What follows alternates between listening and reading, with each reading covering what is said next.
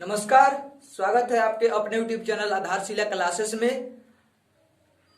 आज हम लोग पिछले कई दिनों से हमने विज्ञान का चर्चा किया था। विज्ञान में हम लोग भौतिक विज्ञान पढ़ रहे थे। भौतिक विज्ञान में हम लोग पहला चैप्टर पढ़े थे। इन सभी बातों का अध्ययन करने से पहले आज हम लोग चूंकि जानते हैं कि आज विश्वकर्मा पूजा है, तो इसलिए आप सभी को मेरे तरफ से विश्वकर्मा पूजा की हार्दिक शुभकामनाएं। और इसी पूजा को साथ लेकर और अपने मन में एक नया उत्साह लेकर हम लोग आज शुरुआत करेंगे फिजिक्स का। फिजिक्स में हम लोगों ने कुछ टॉपिक को देखा था पहले चैप्टर के प्रकाश के परावर्तन से, और कुछ टॉपिक बाकी थे। तो हम लोगों ने पढ़ा था, समतल दर्पण के बारे में पढ़ा था, समतल दर्पण की विशेषता को पढ़ा था, प्रतिबिंब के बारे में पढ़ा था, प्रतिबिंब के प्रकार के बारे में पढ़ा था। हमने प्रतिबिंब, वास्तविक प्रतिबिंब के गुणों को पढ़ा था, आभासी प्रतिबिंब के गुणों को पढ़ा था। आज हम लोगों को पढ़ना है गोलीय दर्पण। गोलीय दर्पण जिसको अंग्रेजी में कहते हैं स्फेरिकल मिरर। गोलीय दर्पण जिसको अंग्रेजी में कहते हैं स्फेरिकल मिरर। देखिए गोलीय दर्पण, इसमें दो शब्द है, एक गोलीय और दूसरा है दर्पण। गोलीय मतलब होता है गोलाकार, गोलीय का मतलब होता है गोलाकार, और दर्पण का मतलब होता है मिरर, यानी वो तो दर्पण समझ ही रहे हैं आप लोग। तो वह दर्पण जो किसी गोलाकार हो या किसी गोले का भाग हो, उसको हम कहते हैं गोलीय दर्पण। तो गोलीय दर्पण किसे कहते हैं, चलिए लिखते हैं। गोलीय दर्पण लिखते हैं वह दर्पण जिसका परावर्तक पृष्ठ, यानी जिससे प्रकाश अपवर्तित या परावर्तित होता है, जिसका परावर्तक पृष्ठ किसी गोले का भाग हो, जिसका परावर्तक पृष्ठ क्या हो, किसी गोले का भाग हो, उसे गोलीय दर्पण कहते हैं। उसे गोलीय दर्पण कहते हैं। चलिए इसको हम और आसानी से समझेंगे। जिसका परावर्तक पृष्ठ गोलाकार हो उसको हम कहते हैं गोलीय दर्पण। तो परावर्तक पृष्ठ गोलाकार कैसे होता है, गोलीय दर्पण कैसे होता है, इसको हम लोग समझेंगे फिगर में। मान लीजिए कि यह जो है एक गोला है, ठीक। अब मान लीजिए इसके हम किसी एक सतह को बाहर से कलर कर दे। क्या कर दे जी, कलर कर देते हैं। चलिए इसके एक सतह को बाहर से हम कलर कर देते हैं।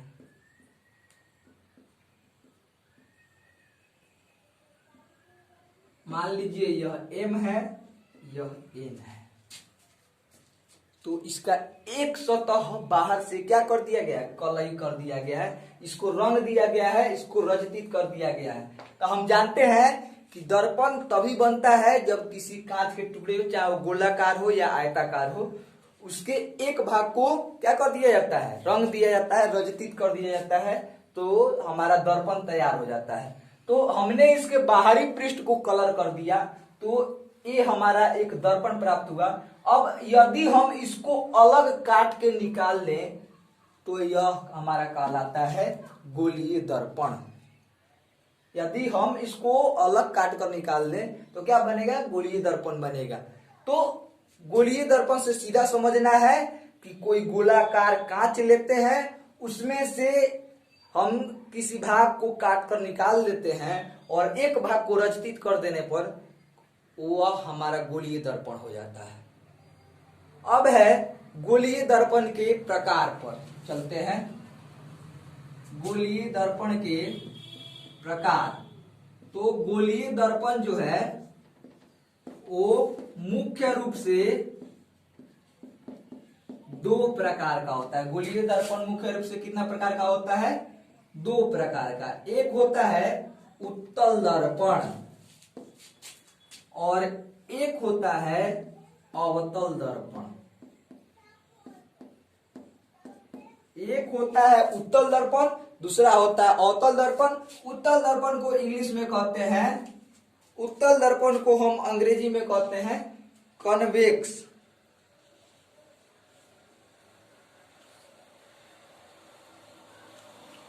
इसको कहते हैं कॉनकेव मिरर। अवतल दर्पण को अंग्रेजी में कहते हैं कॉनकेव मिरर, इसको कहते हैं कन्वेक्स मिरर। अवतल दर्पण दो प्रकार का होता है, एक उत्तल दर्पण और दूसरा अवतल दर्पण। गोलीय दर्पण जो है वो दो प्रकार का होता है, एक उत्तल दर्पण और एक अवतल दर्पण। तो उत्तल दर्पण जो होता है, अब समझते हैं हम लोग कि उत्तल दर्पण कैसे होता है और अवतल दर्पण कैसे होता है। तो उत्तल दर्पण जो है, कांच के टुकड़े को यदि भीतरी ओर से रजतित कर दिया जाए, माने कलर कर दिया जाए, तो वह बनता है उत्तल दर्पण, और बाहरी सतह से रजतित किया जाता है तो बनता है अवतल दर्पण। तो यह आप लोग बताएंगे कौन सा दर्पण है? अवतल दर्पण है। यह कौन सा दर्पण है जी? अवतल दर्पण है। यह कौन सा दर्पण है? अवतल दर्पण है। अब हम चलते हैं, इस पर बनाते हैं एक उत्तल दर्पण। तो उत्तल दर्पण में हम आप लोग को अभी बताए हैं कि उत्तल दर्पण में हम क्या करते हैं? अंदर से कलर करते हैं। तो अंदर से इसको कलर कर दीजिए।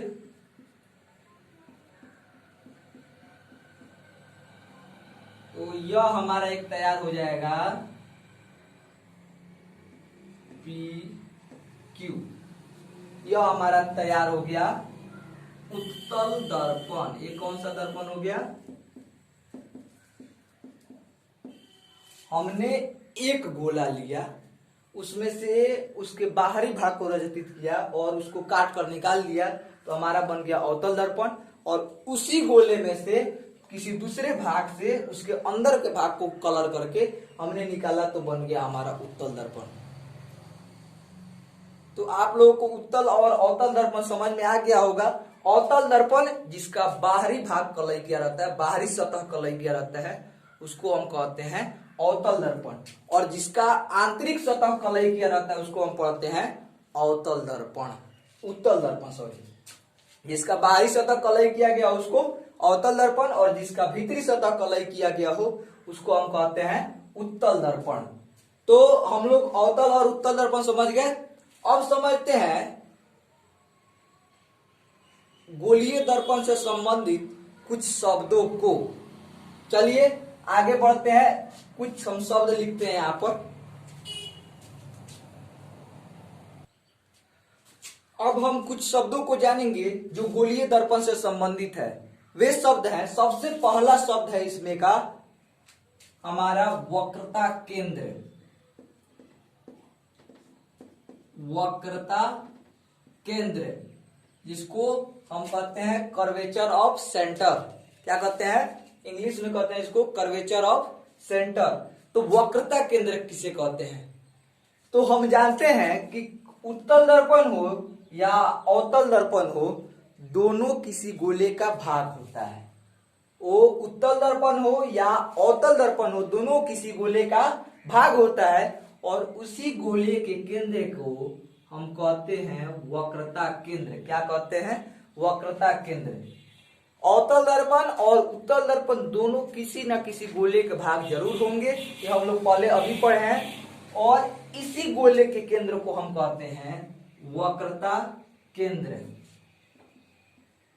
इसको कहते हैं वक्रता केंद्र। तो लिखेंगे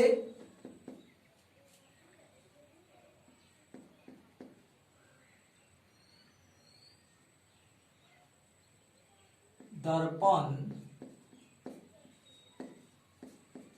जिस गोले का भाग है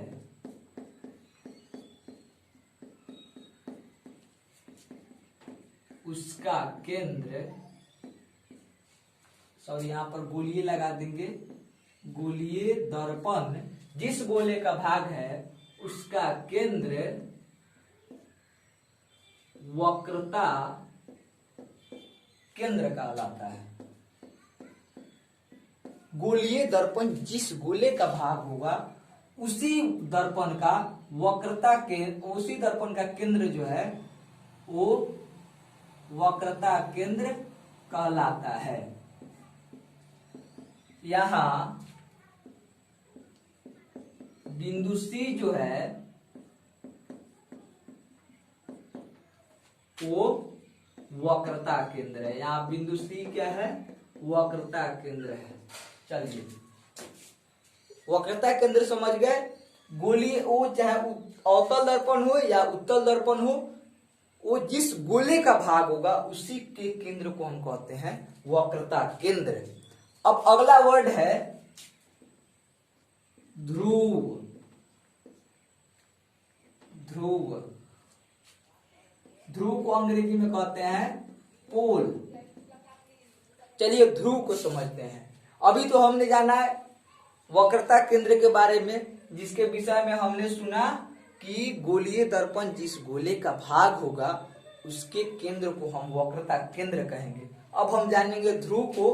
तो ध्रुव जो होता है वो गोलीय दर्पण का मध्य भाग होता है। ध्रुव किसको कहते हैं? गोलीय दर्पण के मध्य भाग को। गोलीय दर्पण आपका अवतल दर्पण हो और चाहे उत्तल दर्पण हो, इसके मध्य भाग को क्या कहते हैं? ध्रुव कहते हैं। इसका कहीं ना कहीं मध्य तो होगा, तो इसी मध्य भाग को कहते हैं ध्रुव।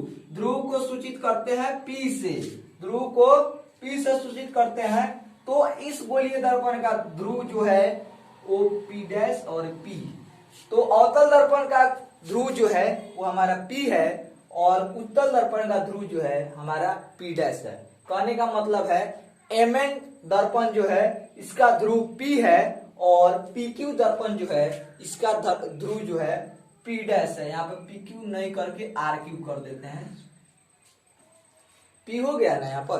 तो RQ दर्पण का जो ध्रुव है वो P डैश है और Mn दर्पण का जो ध्रुव है वो हमारा P है। तो चलिए लिखते हैं ध्रुव के बारे में। लिखेंगे दर्पण का मध्य भाग। अवतल दर्पण का ध्रुव पूछेगा तो कहेंगे कि अवतल दर्पण के मध्य भाग को हम अवतल दर्पण का ध्रुव कहते हैं। उत्तल दर्पण का ध्रुव पूछे तो कहेंगे उत्तल दर्पण के ध्रुव मध्य भाग को हम क्या कहते हैं? ध्रुव कहते हैं। ध्रुव को P से सूचित करते हैं। किससे सूचित करते हैं? इसको P से सूचित करते हैं और वक्रता केंद्र को C से सूचित करते हैं। ध्रुव को P से सूचित करते हैं और वक्रता केंद्र को C से सूचित करते हैं। अगला बात वर्ड है हम लोग का वक्रता त्रिज्या। वक्रता त्रिज्या, इसको अंग्रेजी में कहते हैं कर्वेचर ऑफ रेडियस। क्या कहते हैं? Curvature of radius. तो वक्रता त्रिज्या को हम R से सूचित करते हैं। वक्रता त्रिज्या को R से सूचित करते हैं। अब देखिए हमने समझा वक्रता केंद्र और ध्रुव को। तो वक्रता केंद्र हमारा गोलीय दर्पण का मध्य भाग था, यानी बीच का इसका केंद्र था, और ध्रुव जो था हमारा वो गोलीय दर्पण का मध्य भाग था, ये हमारा P था। ठीक। तो अब इस वक्रता केंद्र से लेकर के वक्रता त्रिज्या तक की दूरी को हम कहते हैं वक्रता त्रिज्या। इस वक्रता केंद्र से लेकर के वक्रता त्रिज्या तक की दूरी को क्या कहते हैं? वक्रता ध्रुव तक की दूरी को वक्रता त्रिज्या कहते हैं। वक्रता केंद्र से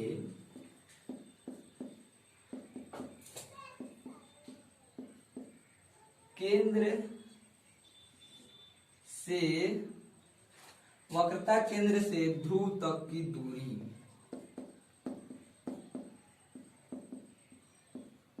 वक्रता केंद्र से ध्रुव तक की दूरी को हम कहते हैं वक्रता त्रिज्या। तो यहाँ पर वक्रता त्रिज्या क्या है? पीसी। क्या है जी? पीसी। या उत्तल दर्पण के लिए वक्रता त्रिज्या क्या होगी? P dash C. वक्रता केंद्र वक्रता केंद्र से ध्रुव तक की दूरी को कहते हैं वक्रता त्रिज्या। अगला वर्ड है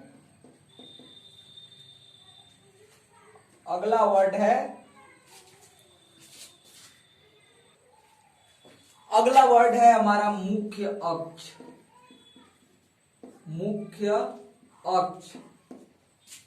अक्ष होता है, अगला वर्ड अक्ष है। तो इस अक्ष जो है वो दो प्रकार का होता है। एक होता है मुख्य अक्ष और दूसरा होता है गौण अक्ष। तो हम अभी पढ़ेंगे मुख्य अक्ष के बारे में। तो मुख्य अक्ष किसको बोलते हैं? तो याद रखिएगा कि ध्रुव से वक्रता केंद्र से जाते हुए रेखा को हम मुख्य अक्ष कहते हैं। जाते हुए अक्ष को क्या कहते हैं? मुख्य अक्ष कहते हैं। मुख्य अक्ष से सीधा समझिए कि जिस अक्ष पर ध्रुव भी हो, वक्रता केंद्र भी हो और साथ साथ एक वर्ड और जो हम लोग आगे पढ़ने वाले हैं फोकस भी हो, उसको क्या कहते हैं? मुख्य अक्ष कहते हैं। तो हम सीधा लिख सकते हैं कि ध्रुव से वक्रता केंद्र से होकर जाने वाली रेखा को हम मुख्य अक्ष कहते हैं। मुख्य अक्ष, तो यहाँ पर मुख्य अक्ष हो जाएगा P, और मान लीजिए कहीं आगे आ रहा है तो ऐसे Q आगे जा रहा है S तक मान लीजिए, तो यहाँ पर मुख्य अक्ष हमारा हो जाएगा PS। कहने का मतलब है मुख्य अक्ष जो है वक्रता केंद्र और ध्रुव से होकर जाने वाली रेखा होती है, जिसको हम मुख्य अक्ष कहते हैं। मुख्य अक्ष वक्रता केंद्र और ध्रुव से होकर जाने वाली क्या होती है? एक रेखा होती है। तो अभी आप लोग समझे वक्रता केंद्र के बारे में। वक्रता केंद्र के बारे में क्या समझे कि गोलीय, कोई भी गोलीय दर्पण हो, चाहे वो अवतल दर्पण हो या उत्तल दर्पण हो, वो जिस गोले का भाग है उस गोले के केंद्र को हम वक्रता केंद्र कहते हैं। ठीक। उसके बाद आप लोग समझे ध्रुव के बारे में। तो ध्रुव के बारे में हमने क्या पढ़ा? गोलीय दर्पण के मध्य भाग को, जो बीच वाला भाग है, उसको हम कहते हैं ध्रुव। ध्रुव को P से सूचित किया जाता है। ध्रुव मात्र एक बिंदु होता है। अगला हम लोगों ने पढ़ा है वक्रता त्रिज्या, जिसको हम कहते हैं कर्वेचर ऑफ रेडियस, जिसको हम बड़ा R से सूचित करते हैं। तो वक्रता त्रिज्या जो है वक्रता केंद्र से लेकर के ध्रुव तक की दूरी है, ये हम लोगों ने अभी जाना है। हम लोगों ने मुख्य अक्ष को भी पढ़ा, जिसको हम लोग कहते हैं अंग्रेजी में प्रिंसिपल एक्सिस। तो मुख्य अक्ष के बारे में हमने क्या पढ़ा कि वह अक्ष जो वक्रता केंद्र और ध्रुव दोनों से होकर जाता हो, उसको हम कहते हैं मुख्य अक्ष। हमने अभी बताया है आप लोगों की अक्ष दो प्रकार का होता है, एक मुख्य अक्ष होता है और एक गौण अक्ष होता है। तो मुख्य अक्ष के अलावा बाकी सारी जितने अक्ष हैं, कहने का मतलब है यदि P से कहीं ऐसे हम निकाल दे किसी अक्ष को, तो हम कहते हैं इसको गौण अक्ष। क्या कहते हैं? गौण अक्ष। इसको कहते हैं मुख्य अक्ष और इसको कहते हैं गौण अक्ष। तो अगर वक्रता केंद्र के अलावा कहीं दूसरे जगह से अक्ष निकले तो उसको हम गौण अक्ष कहते हैं, और जब वक्रता केंद्र और ध्रुव दोनों से साथ से निकले तो हम उसको मुख्य अक्ष कहते हैं। तो हम लोगों ने वक्रता केंद्र, ध्रुव, वक्रता त्रिज्या और मुख्य अक्ष को समझा। अब एक और वर्ड जो परीक्षा के दृष्टिकोण से अत्यंत महत्वपूर्ण है, 2020 में भी इस प्रश्न को पूछा गया था, द्वारक। ऑब्जेक्टिव में पूछा जाता है, बच्चों को पता नहीं रहता है द्वारक क्या है। द्वारक उनको बुक में मिलता ही नहीं है। तो द्वारक समझ लीजिए कि यह जो है वो एक गोला का रूप है, एक वृत्त का रूप है। इसके वृत्तीय सीमा रेखा के व्यास को, यानी यहां से लेकर यहां तक की दूरी को, यहां से लेकर एम से लेकर एन तक लेकर दूरी को हम कहते हैं द्वारक।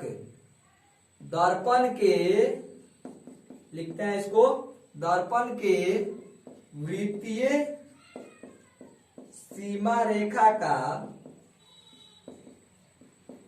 व्यास। दर्पण के वृत्तीय सीमा रेखा का व्यास यानी कि यहां से लेकर के यहां तक का जो व्यास है हमारा, वह हमारा कहलाता है द्वारक। क्या कहलाता है? द्वारक।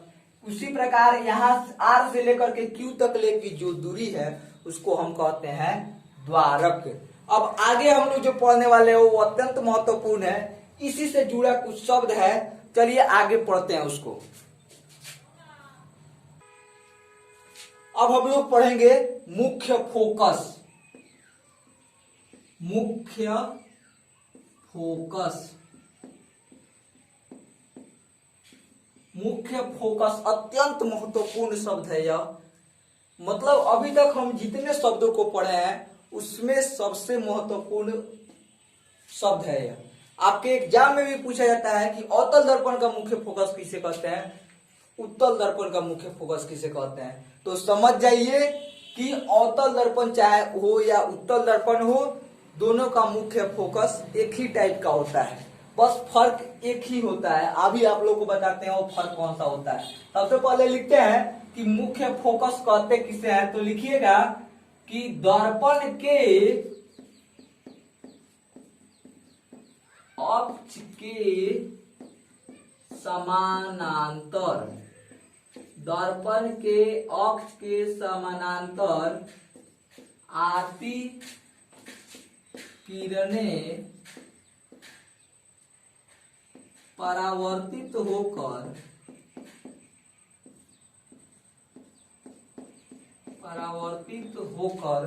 दर्पण के एक बिंदु से होकर दर्पण के अक्ष के, दर्पण के अक्ष पर एक बिंदु से होकर गुजरती है,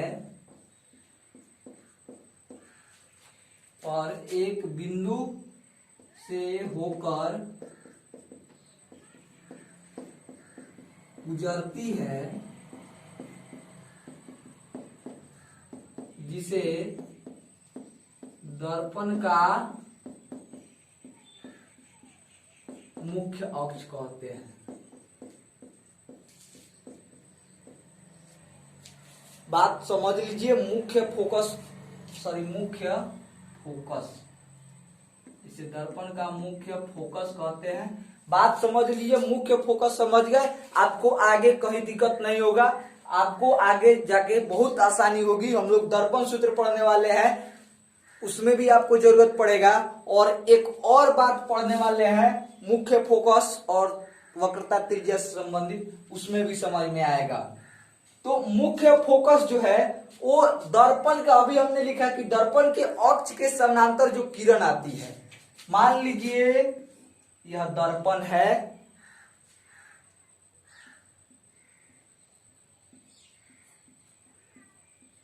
यह दर्पण है, इसका भीतरी सतह कलई किया गया है, मान लीजिए दर्पण एक्स डैश है, ठीक।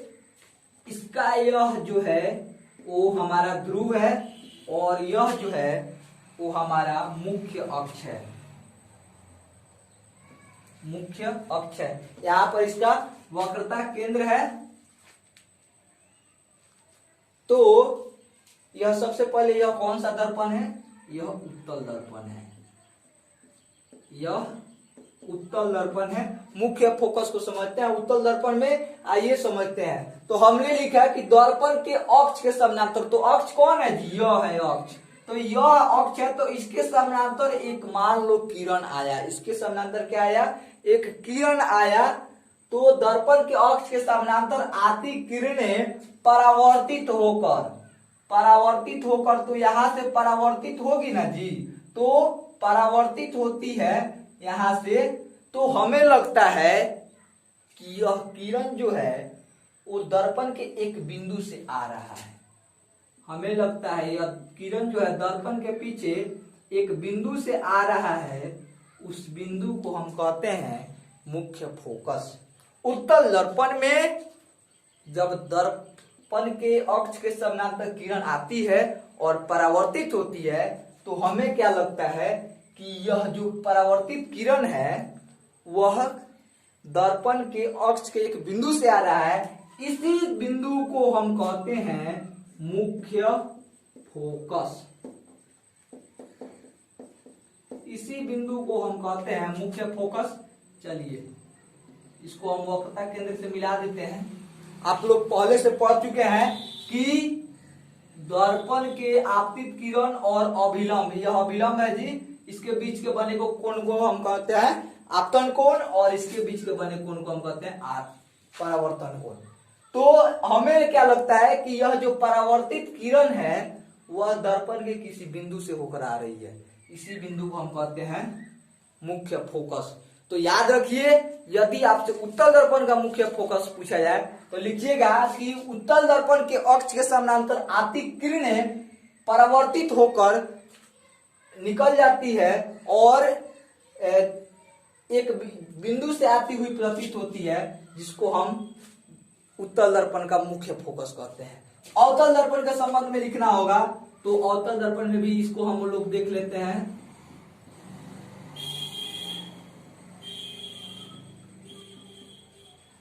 माना कि यह अवतल दर्पण है y डैश, इसका एक ध्रुव है P, यह जो है इसका अक्ष है,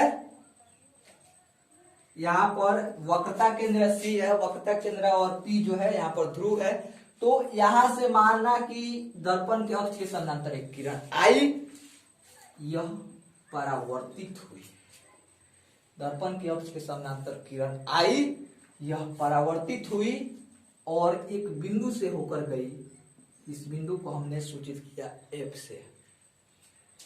हमने इस पर लंब जब खींचा तो देखा कि यह आपतन कोण I है और यह परावर्तन कोण R है और यह दोनों बराबर है, तो एक बिंदु से होकर गई। तो इसी बिंदु को कहते हैं मुख्य फोकस।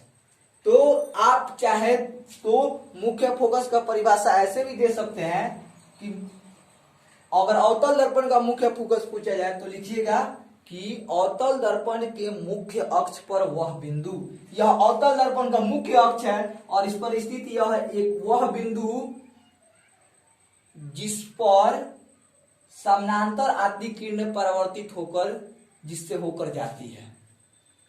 मुख्य अक्ष पर वह बिंदु जो मुख्य अक्ष के समानांतर आती किरणें जिससे होकर जाती है, उसको हम अवतल दर्पण का मुख्य फोकस कहते हैं। उत्तल दर्पण के संबंध में यही बात हो जाता है, उसके समानांतर आती किरणें जब लौट के जाती है तो हमें लगता है कि पीछे से किसी एक बिंदु से आ रही है, उस बिंदु को हम कहते हैं मुख्य फोकस। तो आपने अवतल दर्पण का मुख्य फोकस और उत्तल दर्पण का मुख्य फोकस समझा। तो अवतल दर्पण का मुख्य फोकस और उत्तल दर्पण का मुख्य फोकस दोनों एक ही होता है। चलिए अब हम समझेंगे फोकस दूरी। हमने मुख्य फोकस तो समझ लिया, लेकिन फोकस दूरी एक अन्य वर्ड और हमारा छूट गया है, इसको हम लोग अभी देख रहे हैं। फोकस दूरी, फोकस दूरी आपको समझाने के लिए मुझे पहले मुख्य फोकस समझाना जरूरी लगा, इसलिए मैंने पहले आपको वो समझाया। तो समझ लीजिए फोकस दूरी किसे कहते हैं। हमने पहले से पढ़ा है ध्रुव के बारे में, वक्रता केंद्र के बारे में, अब हम लोग पढ़ेंगे फोकस दूरी के बारे में। तो फोकस दूरी समझ लीजिए कि मुख्य फोकस यानी कि F, मुख्य फोकस और ध्रुव के बीच की दूरी को हम कहते हैं फोकस दूरी। क्या? मुख्य फोकस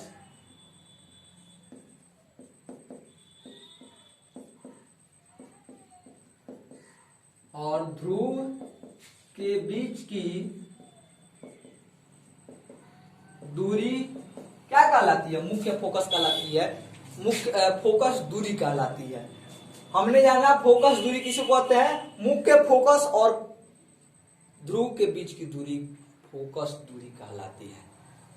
तो आज का क्लास यहीं पर समाप्त करते हैं। आशा करते हैं कि आपको गोलीय दर्पण समझ में आया होगा। हमने गोलीय दर्पण के प्रकार को संक्षिप्त रूप से जाना है।